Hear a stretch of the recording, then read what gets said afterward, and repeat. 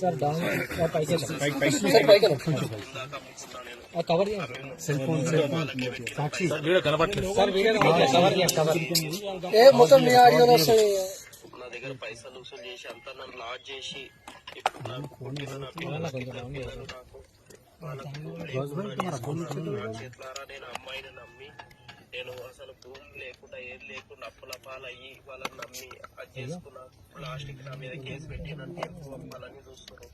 దాంతో నన్ను ఇంత మోసం చేసినందుకు అక్షయ నేను ఇబ్బంది పడడం కన్నా నాకు జీవితం లేదు, నాకు జీవితం లేదు. భూమి మొత్తము నాకు ఎకరన్నర భూమి దాకా, ఎకరన్నర 2 ఎకరాల భూమి దాకా అమ్ముకున్నా. నేను అమ్మి మొత్తం సగం వాళ్ళకే పెట్టిన పైసలు కూడా వాళ్ళు ఏం చేసిరో ఏం చేసుకురో తెలియదు. వాళ్ళు మొత్తం నా దగ్గర పైసలు వసూలు చేసి అంతా నన్ను లాజ్ చేసి ఇప్పుడు నాకు పుట్టిన నా పిల్లలకి 2 పిల్లలు నాకు వాళ్ళకు భూమి లేకుండా చేసుకున్నా. నా చేతులారా నేను అమ్మాయిని నమ్మి నేను అసలు భూమి లేకుండా ఏది లేకుండా అప్పుల పాలయ్యి వాళ్ళని నమ్మి అది చేసుకున్నా. లాస్ట్ కి నా మీద కేసు పెట్టి నన్ను జైలుకు పంపాలని చూస్తారు. దాంతో నన్ను ఇంత మోసం చేసినందుకు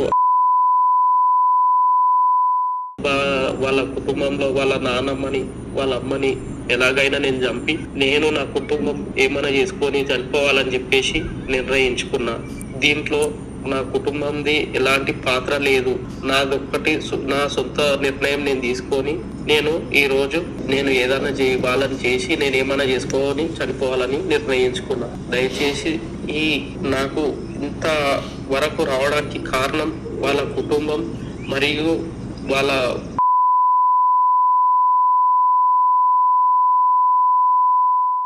వీళ్ళు నలుగురు కారణం.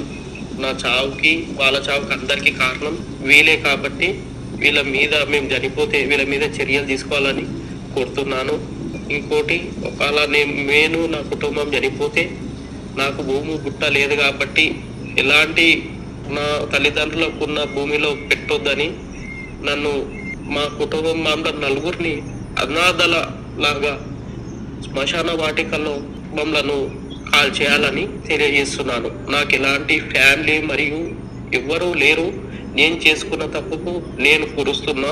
నేను చేసిన తప్పుకు నేనే శిక్షించుకోవాలని నిర్ణయించుకున్నా. కానీ నన్ను ఇంతవరకు అన్యాయం చేసినందుకు నేను జీర్ణించుకోలేకపోతున్నా కాబట్టి వాళ్ళని ఎలాగైనా హత్య చేయాలని నిర్ణయించుకున్నా.